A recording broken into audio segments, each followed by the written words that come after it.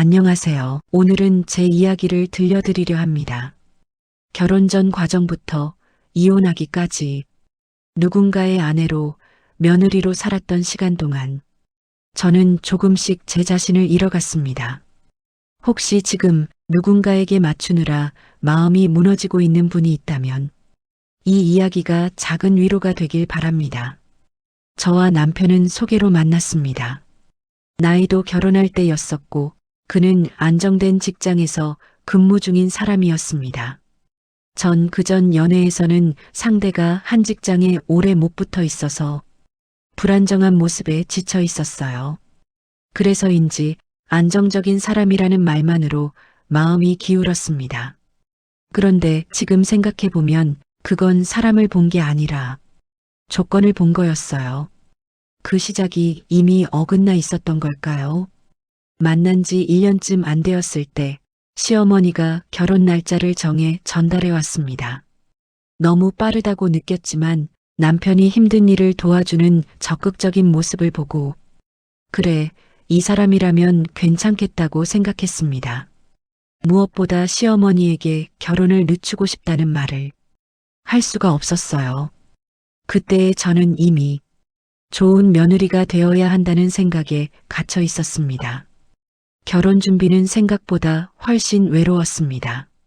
저는 소박하게, 조심스럽게 천천히 준비하고 싶었어요. 하지만 남편은 말했습니다. 적은 금액이면 그만큼 발품을 팔아야지. 그 말투엔 늘 불만이 섞여 있었습니다. 스드메 계약 때 본식 DVD를 결정하지 않았다고 화를 냈고 결혼 준비 중 하루 여동생 아이를 봐주기로 한 일에도 결혼 앞두고 왜 이기적으로 행동하냐고 몰아붙였습니다. 신혼여행지를 고를 때도 처음엔 네가 알아서 정하라고 해놓고 제가 일본을 언급하자 표정이 굳었습니다. 결국엔 유럽으로 바뀌었죠. 반지, 가전제품을 고를 때도 제가 다른 의견을 내면 말없이 자리를 피하거나 차갑게 표정을 굳혔습니다. 결혼 전부터 저는 이미 눈치 보는 아내가 되어 있었던 것 같아요. 결혼 후 외로움은 더 커졌습니다. 그는 제가 친구를 많이 만난다는 이유로 결혼하면 친구 만나지 말라고 했습니다. 그래서 저는 타협했죠. 그럼 횟수를 줄일게. 하지만 결혼 후 그는 자정이 다 되어서야 집에 들어오거나 일찍 들어와도 혼자 밥을 먹고 혼자 헬스장에 갔습니다.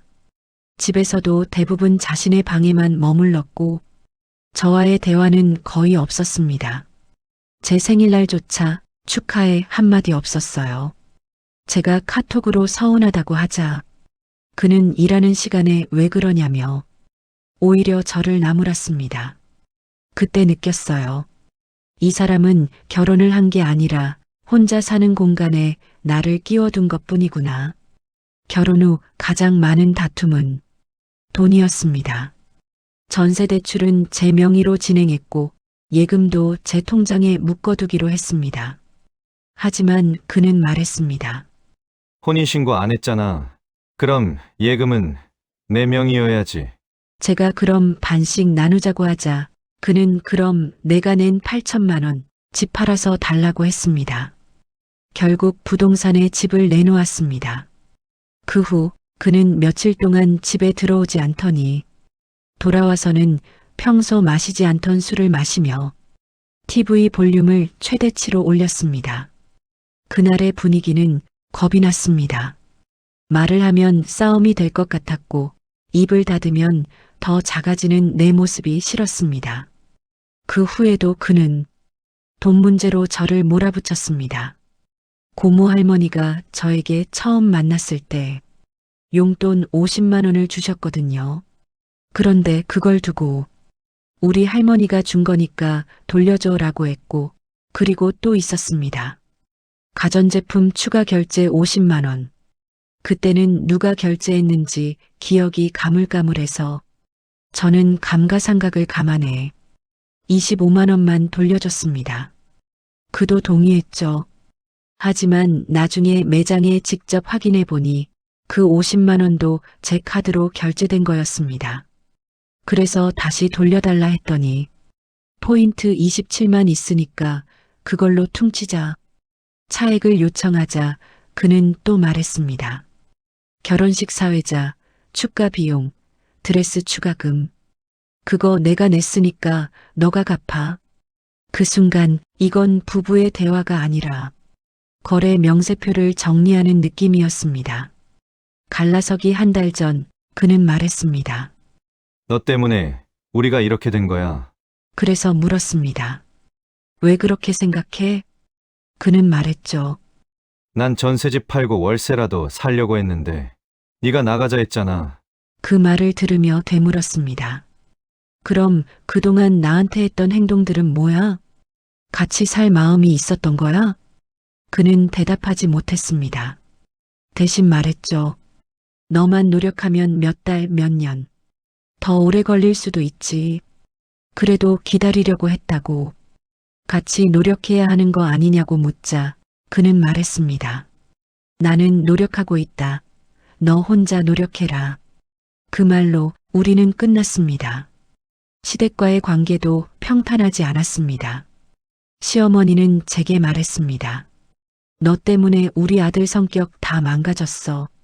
전 남편이 시댁에서 이불을 가져왔을 때는 아내가 왜 이불을 안 챙기냐며 저를 나무랐습니다. 어버이날에는 시부모님과 남편이 크게 다퉜고 그 자리에서 시부모님은 자기 아들을 향해 형편없는 놈이라며 욕설을 퍼부으셨습니다. 그 장면을 보며 깨달았습니다. 이 가정에는 따뜻함보다 서로에 대한 실망이 더 많았다는 걸요. 결국 우리는 이혼했습니다. 물론 저도 완벽하지 않았습니다. 불안했고 흔들렸고 헤어지자는 말을 자주 했습니다.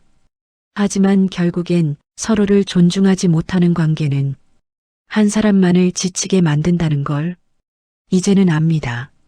그와의 관계에서 저는 점점 말이 없어지고 표정이 사라지고 결국 제 자신까지 사라졌어요. 그걸 되찾기까지 정말 오래 걸렸습니다. 이제는 조금 알 것 같습니다. 사랑이란 서로의 자유와 감정을 존중해주는 일이라는 걸요. 누군가를 만나든 결혼을 준비하든 혹은 지금 결혼 생활이 버겁게 느껴진다면 꼭 기억하세요. 나를 지키는 감정의 경계선, 그 선을 절대 무너뜨리지 마세요. 그게 무너지면 사랑은 함께 있음이 아니라 한 사람의 소모가 되어버립니다. 이제 저는 다시 제 삶을 살아가고 있습니다. 결혼이라는 이름 아래 잃어버린 나를 조금씩 되찾으며요. 혹시 지금 누군가의 말 한마디에 자신을 탓하고 있는 분이 있다면 이 말을 꼭 전하고 싶어요. 괜찮다고, 당신 잘못이 아니라고. 오늘 제 이야기를 들어주셔서 감사합니다. 이 방송이 끝나고 당신의 밤이 조금이라도 덜 외롭기를 바랍니다.